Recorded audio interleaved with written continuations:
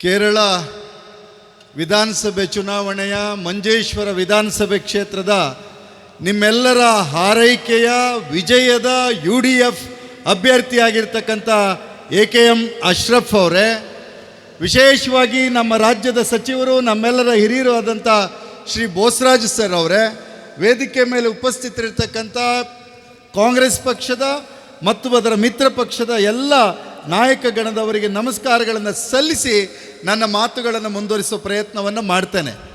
ಇಲ್ಲಿ ಅಭ್ಯರ್ಥಿ ಮನೆಯ ಮಗ ಆಗಬೇಕೋ ಹೊರಗಿನವನ ಆಗಬೇಕೋ ಅನ್ನುವ ಚರ್ಚೆ ಮಂಜೇಶ್ವರ ವಿಧಾನಸಭೆ ಕ್ಷೇತ್ರದಲ್ಲಿ ನಡೀತಾ ಇದೆ. ಮನೆಯ ಮಗ ಅಂದರೆ ಯಾರು? ನನ್ನ ಸ್ನೇಹಿತರು ಬಂದು ಹೇಳಿದರು. AKM ಅಶ್ರಫ್ ಅವರಿಗೂ ವೈಯಕ್ತಿಕವಾಗಿ ನಮಗೂ ಸಹಿತ ಒಂದು ಬಂಧುತ್ವ ಮತ್ತು ವಿಶ್ವಾಸ ಇದೆ. AKM ಅಶ್ರಫ್ ಅಂತಂದರೆ ಪಂಚಾಯಿತಿ ಮಟ್ಟದ ರಾಜಕಾರಣದಿಂದ ಹಿಡಿದು ತಾಲೂಕು ಮಟ್ಟದ ರಾಜಕಾರಣದಿಂದ ಹಿಡಿದು ಕೇರಳದ ವಿಧಾನಸಭೆಗೆ ಹೋಗಿ ಮಂಜೇಶ್ವರ ಅಂತಂದರೆ ಇದು ಸಮನ್ವಯದ ನೆಲ ಅಂತ ಹೇಳಿ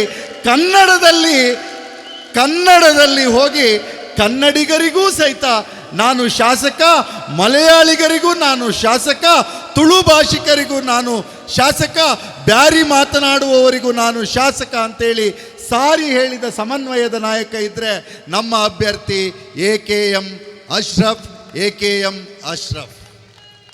ಮತ್ತೊಬ್ಬ ಇಲ್ಲಿ ಬಂದಿದ್ದಾರೆ. ಆ ವ್ಯಕ್ತಿಯ ಬಗ್ಗೆ ನಾನು ಕೇಳಿದೆ, ನಮ್ಮೂರಲ್ಲಿ ಚರ್ಚೆ ಇದೆ. 5 ವರ್ಷಕ್ಕೊಂದ್ಸತಿ ನಾಮಿನೇಷನ್ ಫೈಲ್ ಮಾಡೋ ಹಿಂದಿನ ದಿವಸ ಬರ್ತಕ್ಕಂಥ ಕ್ಯಾಲಿಕಟ್ಟಿನ ಗಿರಾಕಿಯನ್ನು ಮಂಜೇಶ್ವರದ ಜನ ನೀನು ಪುರ್ಸೊತ್ ತಗೋ, ಮತ್ತೊಮ್ಮೆ ವಾಪಸ್ ಹೋಗು ಅಂತ ಕೇಳೋಣ. ಆದರೂ ಸಹಿತ ಈ ಸಭೆಯಲ್ಲಿ ನಮ್ಮ ವರ್ಷದ್ ವರ್ಕಾಡಿ ಅವರಿಗೆ ನಾನು ಹೇಳ್ತೇನೆ, ಆತನಿಗೆ ಒಂದು ಸನ್ಮಾನವನ್ನು ಮಾಡೋಣ.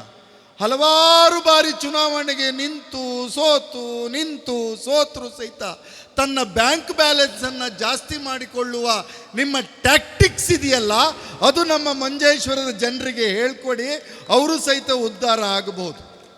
ಮತ್ತು ಕೆಲವರು ಬಂದಿದ್ದಾರಂತೆ, ನನ್ನ ಸ್ನೇಹಿತರು ಹೇಳಿದರು.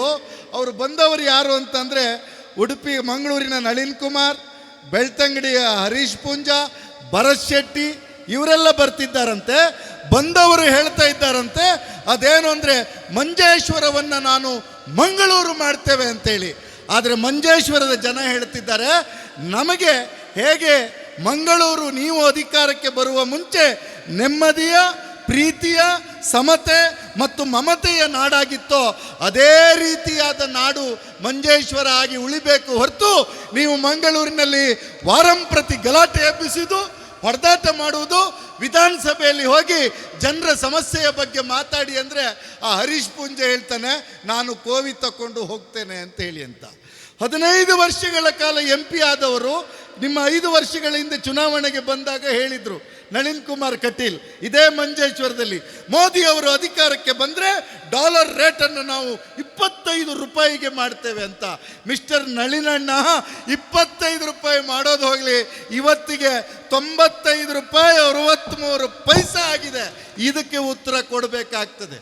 ಊಟ ಮಾಡೋಣ ಅಂತ ಹೈವೇಲಿ ಬಂದರೆ ಏನೋ ಒಂದು ಸ್ವಲ್ಪ ಪಕೋಡ ಕೊಡಿ ಅಂದರೆ ಆ ಹೋಟೆಲಿನ ತಾಯಿ ಹೇಳುತ್ತೆ, ಅಣ್ಣ ಗ್ಯಾಸ್ ಸಿಲಿಂಡ್ರಿ ಇಲ್ಲ, ಪಕೋಡ ಇಲ್ಲ. ಅಕ್ಕ ಏನಾದರೂ ಫ್ರೈ ಇದೆಯಾ ಅಂದರೆ ಫ್ರೈ ಮಾಡೋಂಗಿಲ್ಲ, ಸಿಲಿಂಡ್ರಿ ಇಲ್ಲ. ಮಿಸ್ಟರ್ ನಳಿನಣ್ಣ, ಮಿಸ್ಟರ್ ಭರತ್ ಚೌಟ ಅವರೇ, ಮಿಸ್ಟರ್ ಹರೀಶ್ ಪೂಂಜಾ ಅವರೇ, ನೀವು ಹೋಗಿ ನಮ್ಮೂರಿನ ಜನರಿಗೆ ಗ್ಯಾಸ್ ಸಿಲಿಂಡ್ರನ್ನು ನಿಮ್ಮ ನರೇಂದ್ರ ಮೋದಿಯವರ ಮೂಲಕ ಕೊಡಿಸಿ ಬಂದು ಮಂಜೇಶ್ವರದ ಚುನಾವಣೆಯನ್ನು ಮಾಡಬೇಕು. ಒಬ್ಬ AKM ಅಶ್ರಫ್ ಅಂತಕ್ಕಂಥ ವ್ಯಕ್ತಿ ಮತ್ತು K ಸುರೇಂದ್ರನ ನಡುವೆ ಒಂದು ಚರ್ಚೆ ನಡೀತಾ ಇದೆ. ನಾನು ಆತನ ಚುನಾವಣಾ ಅಫಿಡಾವಿತ್ ನೋಡಿದೆ. 245 ಕ್ರಿಮಿನಲ್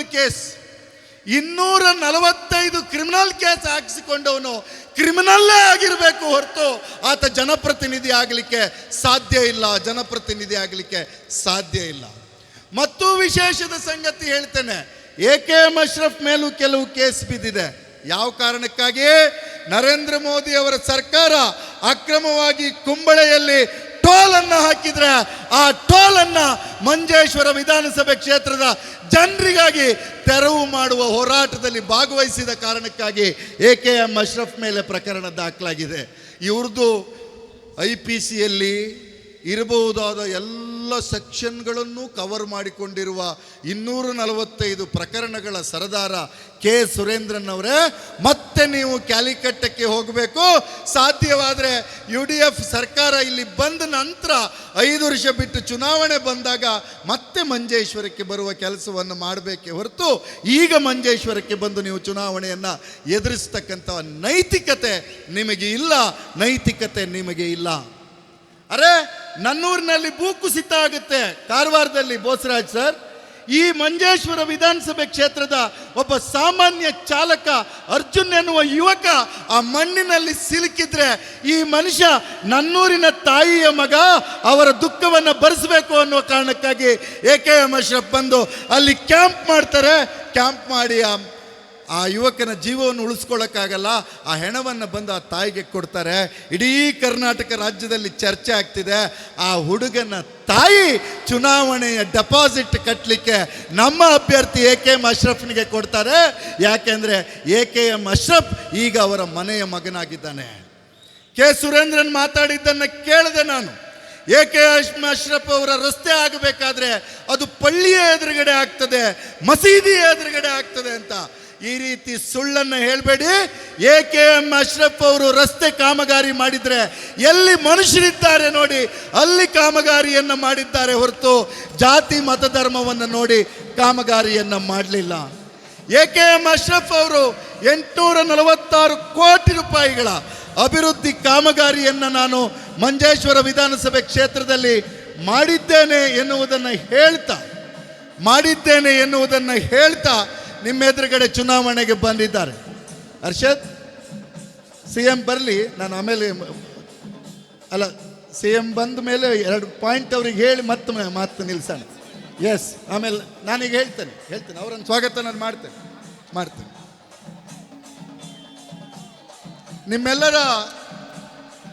ನಿಮ್ಮೆಲ್ಲರ ಅಕ್ಕರೆಯ ಜನನಾಯಕರು. ಕೇರಳ ಮತ್ತು ಕರ್ನಾಟಕ ಎಂದರೆ ಅದು ಅಣ್ಣ ತಮ್ಮಂದಿರ ನಾಡು ಅಂತ ಹೇಳಿ ನಿರಂತರವಾಗಿ ಸಾಧಿಸಿ ತೋರ್ತಾ ಇರ್ತಕ್ಕಂಥ ಕರ್ನಾಟಕ ರಾಜ್ಯದ ಅಭಿವೃದ್ಧಿಯ ಹರಕಾರರು, ಅಹಿಂದ ನಾಯಕರು, ಜನಮಾನಸದ ಪ್ರೀತಿಯ ನಾಯಕರು, ಕರ್ನಾಟಕದ ದೊರೆ, ಅನ್ಯಾಯದ ವಿರುದ್ಧದ ಪ್ರಬಲ ಧ್ವನಿ, ಕೋಮುವಾದಿಗಳ ವಿರುದ್ಧ ಸಿಡಿದೆದ್ದ ಸಿಡಿಲಮರಿ, ಪತ್ರಕರ್ತರ ಪ್ರಶ್ನೆಗಳಿಗೆ ಸುಲಲಿತವಾಗಿ ಕೌಂಟರ್ ಹಾಕುವ ಅಸಾಧಾರಣ ಪ್ರತಿಭೆ ಸನ್ಮಾನ ಶ್ರೀಮಾನ್ ಸಿದ್ದರಾಮಯ್ಯನವರು ಇದೀಗ ವೇದಿಕೆ ಹತ್ರ ಆಗಮಿಸ್ತಾ ಇದ್ದಾರೆ. ವೇದಿಕೆಯ ಸಮೀಪದಲ್ಲಿ ಮತ್ತು ವೇದಿಕೆಯಲ್ಲಿ ಪ್ರೋಟೋಕಾಲ್ ಪ್ರಕಾರ ಯಾರೆಲ್ಲ ಆಹ್ವಾನವನ್ನು ನೀಡಲಾಗಿದೆಯೋ ಅವರು ಮಾತ್ರ ಇದ್ದು ಉಳಿದವರು ಕೆಳಗಿಳಿದು ನಮ್ಮೊಂದಿಗೆ ಸಹಕರಿಸಬೇಕು ಅಂತ ತಮ್ಮಲ್ಲಿ ಕಳಕಳಿಯ ಮನವಿಯನ್ನು ಮಾಡಿಕೊಳ್ತಾ ಇದ್ದೇವೆ.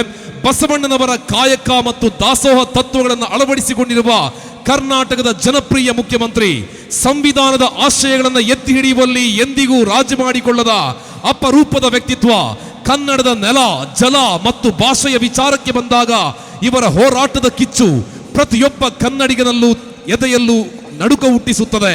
ರಾಜಕೀಯದ ಏರಿಳಿತವನ್ನು ಸಲೀತವಾಗಿ ಮೆಟ್ಟಿ ನಿಂತು ಟೀಕೆ ಟಿಪ್ಪಣಿಗಳಿಗೆ ಬಗ್ಗದೆ ಅಭಿವೃದ್ಧಿ ಕಾರ್ಯಗಳ ಮೂಲಕ ಉತ್ತರಿಸುವಂತಹ ಕರ್ನಾಟಕದ ಏಕೈಕ ಜನಪ್ರತಿನಿಧಿ ಸನ್ಮಾನ್ಯ ಶ್ರೀಮಾನ್ ಸಿದ್ದರಾಮಯ್ಯ ಜನಮಾನಸದಲ್ಲಿ ಒಬ್ಬ ಧೀಮಂತ ನಾಯಕನಾಗಿ ಅಚ್ಚಳಿಯದೆ ಉಳಿದು ಇವತ್ತು 6 ಕೋಟಿ ಕನ್ನಡಿಗರ ಮನಗೆತ್ತಿರುವ ಕರ್ನಾಟಕದ ಏಕೈಕ ಮುಖ್ಯಮಂತ್ರಿ ಶ್ರೀಮಾನ್ ಸಿದ್ದರಾಮಯ್ಯ 6 ಕೋಟಿ ಕನ್ನಡಿಗರ ಮನವನ್ನ ಗೆದ್ದು ಅನ್ನಭಾಗ್ಯ ಯೋಜನೆಯ ಮೂಲಕ ಜಗತ್ತಿನಲ್ಲಿ ಪ್ರಪ್ರಥಮ ಬಾರಿಗೆ ಅನ್ನಭಾಗ್ಯ ಯೋಜನೆಯನ್ನು ಜಾರಿಗೊಳಿಸುವುದರ ಮೂಲಕ ಅದೆಷ್ಟೋ ಕನ್ನಡಿಗರ ಹಸಿವನ್ನು ನೀಗಿಸಿದ ಕರ್ನಾಟಕದ ಜನಪ್ರಿಯ ಮುಖ್ಯಮಂತ್ರಿ ಶ್ರೀಮಾನ್ ಸಿದ್ದರಾಮಯ್ಯ ಇದೀಗ ಮಂಜೇಶ್ವರದ ಈ ಒಂದು ವೇದಿಕೆಗೆ ಬರಲಿಕ್ಕೆ ಅವಕಾಶ ಮಾಡಿಕೊಡ್ಬೇಕು. ಹಿರಿಯ ನಾಯಕರುಗಳಾದಂಥ ಶ್ರೀ ವಿನಯ್ ಕುಮಾರ್ ಸೊರ್ಕೆ ಅವರು, ಶ್ರೀ ರಮನಾಥ ರೈ ಅವರು ಸಹಿತ ಮಾನ್ಯ ಮುಖ್ಯಮಂತ್ರಿಗಳ ಜೊತೆಗೂಡಿ ಈ ವೇದಿಕೆಗೆ ಬರ್ತಾ ಇದ್ದಾರೆ. ಹಾಗಾಗಿ ಅವರೆಲ್ಲರನ್ನು ಸಹಿತ ನಿಮ್ಮೆಲ್ಲರ ಪರವಾಗಿ ಹೃತ್ಪೂರ್ವಕವಾಗಿ ಸ್ವಾಗತವನ್ನು ಮಾಡ್ತಾ ಇದ್ದೇನೆ. ನವ ಕರ್ನಾಟಕದ ಅಭಿವೃದ್ಧಿಯ ಹರಿಕಾರರು, ಗ್ಯಾರಂಟಿ ಸರ್ಕಾರದ ನೇತಾರರು ಆದಂತ ಸನ್ಮಾನ ಸಿದ್ದರಾಮಯ್ಯನವರು ವೇದಿಕೆಗೆ ಬರ್ತಾ ಇದ್ದಾರೆ. ದಯವಿಟ್ಟು ವೇದಿಕೆಯಲ್ಲಿ ಕೇವಲ 10 ಮಂದಿಗೆ ಅವಕಾಶ ಕೊಟ್ಟಿರುವಂತದ್ದು, ಆಹ್ವಾನಿತರಲ್ಲದವರು ದಯವಿಟ್ಟು ವೇದಿಕೆಯಿಂದ ಕೆಳಗಿಳಿಬೇಕು. ದಯವಿಟ್ಟು ಓಣು ಸರ್. ನಮ್ಮ ಈ ಕಾರ್ಯಕ್ರಮದಲ್ಲಿ ದಯವಿಟ್ಟು ವೇದಿಕೆಯಲ್ಲಿ ನಿರ್ದಿಷ್ಟ ವ್ಯಕ್ತಿಗಳು ಮಾತ್ರವೇ ಶ್ರೀ ಬಿ ರಮನಾಥ ರೈ ಅವರು ವೇದಿಕೆಯನ್ನು ಸೇರ್ಕೊಂಡಿದ್ದಾರೆ. ಅದೇ ರೀತಿ ನಮ್ಮ ಈ ಕಾರ್ಯಕ್ರಮದಲ್ಲಿ ವಿನಯ್ ಕುಮಾರ್ ಸೊರಕೆ ತಾವು ಕೂಡ ವೇದಿಕೆಯನ್ನು ಸೇರ್ಕೊಳ್ಳಿ. ಅದೇ ರೀತಿ ಉಳಿದಂತೆ ನಮ್ಮ ಈ ಕಾರ್ಯಕ್ರಮದಲ್ಲಿ M Abbas vice president IUML Kasaragod, TA Moosa vice president IUML district committee, Abdurahiman general secretary IUML Kasaragod, advocate Subbaray Rai secretary KPCC, Hakeem Kunyal general secretary KPCC, Shri PK Faizal DCC Kasaragod, AKM Ashraf MLA Manjeshwar ಉಳಿದಂತೆ ಅಶೋಕ್ ಕುಮಾರ್ ರೈ ಪುತ್ತೂರು ಅವರು ಸಹಿತ ಶಾಸಕರು ವೇದಿಕೆಗೆ ಆಗಮಿಸಿದ್ದಾರೆ. ದಯವಿಟ್ಟು ಮುಖ್ಯಮಂತ್ರಿಗಳ ಮಾತಿಗೆ ಎಲ್ಲರೂ ಕಿವಿಯಾಗ್ತಕ್ಕಂಥ ಸಮಯ.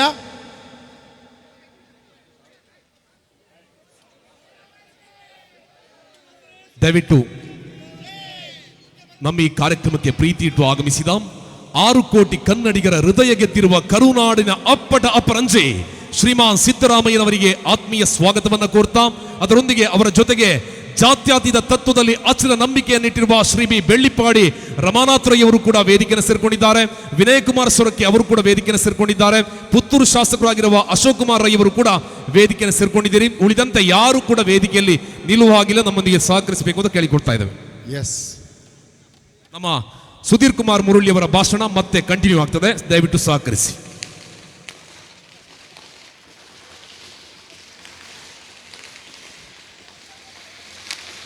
ಮಾನ್ಯ ಮುಖ್ಯಮಂತ್ರಿಗಳು ವೇದಿಕೆಯನ್ನು ಆಸೀನರಾಗಬೇಕು ಅಂತ ಹೇಳಿ ಎಲ್ಲರೂ ಸಹಿತ ವಿನಂತಿಯನ್ನು ಮಾಡಿಕೊಳ್ತಾ ಇದ್ದಾರೆ.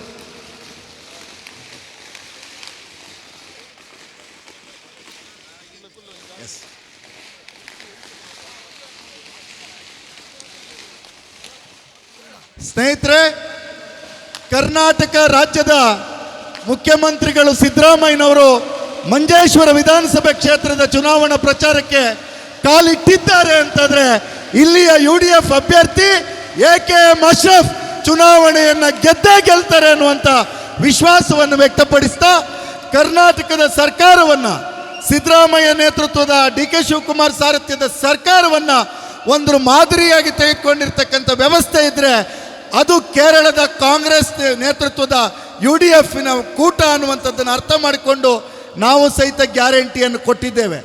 ಗ್ಯಾರಂಟಿಯನ್ನು ನಾವು ಅನೌನ್ಸ್ ಮಾಡಿದಾಗ 5ಕ್ಕೆ 5 ಗ್ಯಾರಂಟಿಯನ್ನು ಜಾರಿಗೆ ತರ್ತೇವೆ ಅಂತ ಹೇಳಿದಾಗ ಅದನ್ನು ಟೀಕೆ ಮಾಡಿರ್ತಕ್ಕಂಥ ವ್ಯಕ್ತಿಗಳು, ಈ ಗ್ಯಾರಂಟಿ ಅಲ್ಲ ಇದು 420 ಅಂತ ಹೇಳಿರ್ತಕ್ಕಂಥ ವ್ಯಕ್ತಿಗಳೇ ಬಂದು ಮಂಜೇಶ್ವರದಲ್ಲಿ ಚುನಾವಣಾ ಪ್ರಚಾರವನ್ನು ಮಾಡ್ತಾ ಇದ್ದಾರೆ. ಅದಕ್ಕೆ ಪ್ರತಿಸ್ಪರ್ಧಿಯಾಗಿ ನಾವು ಹೇಳ್ತಾ ಇದ್ದೇವೆ, ನಾವು ಹೆಣ್ಣು ಮಕ್ಕಳಿಗೆಲ್ಲ KSRTCಯಲ್ಲಿ ಉಚಿತವಾದ ಪ್ರಯಾಣವನ್ನು ಮಾಡಿಕೊಡ್ತೇವೆ ಅಂತ. ಅದನ್ನು ಕರ್ನಾಟಕದಲ್ಲಿ ಸಾರಿ ತೋರಿಸಿರ್ತಕ್ಕಂಥ ನಾಯಕ ಸಿದ್ದರಾಮಯ್ಯನವರು ಈ ನೆಲಕ್ಕೆ ಬಂದಿದ್ದಾರೆ. ಅಷ್ಟು ಮಾತ್ರ ಅಲ್ಲ, ಆರೋಗ್ಯದ ಬದುಕು ಕಷ್ಟ ಅಂತ ಹೇಳ್ತಿರ್ತಕ್ಕಂಥ ಸಂದರ್ಭದಲ್ಲಿ ಕುಟುಂಬಕ್ಕೆ ಇವತ್ತು ಆರೋಗ್ಯದ ವಿಮೆಯನ್ನು ಕೊಡ್ತೇವೆ ಅಂತ ಹೇಳಿರ್ತಕ್ಕಂಥ UDFನ ಪರವಾಗಿ ಚುನಾವಣಾ ಪ್ರಚಾರ ಮಾಡಲಿಕ್ಕೆ ಸಿದ್ದರಾಮಯ್ಯನವರು ಬಂದಿದ್ದಾರೆ. ನಮ್ಮೂರಲ್ಲಿ ಗ್ಯಾರಂಟಿ ಮತ್ತು ಗಿಲೀಟು ಅಂತ ಹೇಳ್ತೀವಿ. ಗಿಲೀಟ್ ಜನ, ಗ್ಯಾರಂಟಿ ಜನ. ಗಿಲೀಟ್ ಜನ ಯಾರು ಅಂತಂದರೆ ಇಲ್ಲಿಯ BJP ಬೆಂಬಲಿತವಾದ ಅಭ್ಯರ್ಥಿ ಸಿದ್ದರಾಮಯ್ಯನವರಿಗೆ ಆಶ್ಚರ್ಯ ಆಗ್ಬೋದು. ಇಲ್ಲಿರ್ತಕ್ಕಂಥ ಸುರೇಂದ್ರನ್ ಎನ್ನುವ BJP ಅಭ್ಯರ್ಥಿಯ ಮೇಲೆ ಕಡಿಮೆ ಕೇಸ್ ಇದೆ ಸರ್. ಕೇವಲ 245 FIR ಮತ್ತು ಚಾರ್ಜ್ ಶೀಟನ್ನು ಹಾಕ್ಸ್ಕೊಂಡಿರ್ತಕ್ಕಂಥ ವ್ಯಕ್ತಿ ಇಲ್ಲಿ BJP ಅಭ್ಯರ್ಥಿಯಾಗಿ ಚುನಾವಣೆಗೆ ನಿಂತಿದ್ದಾರೆ.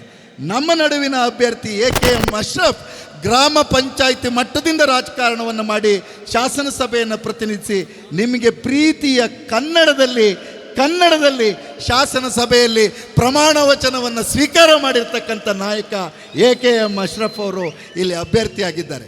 ಈಗ ಸಿದ್ದರಾಮಯ್ಯನವರು ಬಂದಿದ್ದಾರೆ ಅಂದಮೇಲೆ ನಾನು ಹೇಳಿದ ಹಾಗೆ ಚುನಾವಣೆಯಲ್ಲಿ ಗೆಲುವು ಗ್ಯಾರಂಟಿ. ಉಳಿದಿರ್ತಕ್ಕಂಥ 4-6 ದಿನಗಳ ಕಾಲ ಸುರೇಂದ್ರನ್ ಅವರನ್ನ ಮತ್ತೆ ಕ್ಯಾಲಿಕಟ್ಟಿಗೆ ಕಳಿಸಿ ಪುಂಡಾಟಿಕೆಯ, ದೌರ್ಜನ್ಯದ, ಒಡೆದಾಡ್ತಕ್ಕಂಥ, ಸಂವಿಧಾನ ವಿರೋಧಿಯಾಗಿರ್ತಕ್ಕಂಥ ರಾಜಕಾರಣ ಮಂಜೇಶ್ವರಕ್ಕೆ ಬರಕೂಡುದು ಅನ್ನುವಂಥದ್ದನ್ನು ಸಾರಿ ಹೇಳ್ತಕ್ಕಂಥ ಚುನಾವಣೆ ಇದಾಗಿದೆ. ಆದ್ದರಿಂದ ನಾನು ಈಗ ನನ್ನ ಮಾತುಗಳನ್ನು ನಿಲ್ಲಿಸ್ತೇನೆ. ಮಾನ್ಯ ಮುಖ್ಯಮಂತ್ರಿಗಳ ಮಾತುಗಳನ್ನು ನೀವೆಲ್ಲರೂ ಕೇಳಬೇಕು ಅಂತ ಹೇಳಿ ನನ್ನ ಮಾತುಗಳನ್ನು ಮುಗಿಸ್ತೇನೆ. ಧನ್ಯವಾದಗಳು.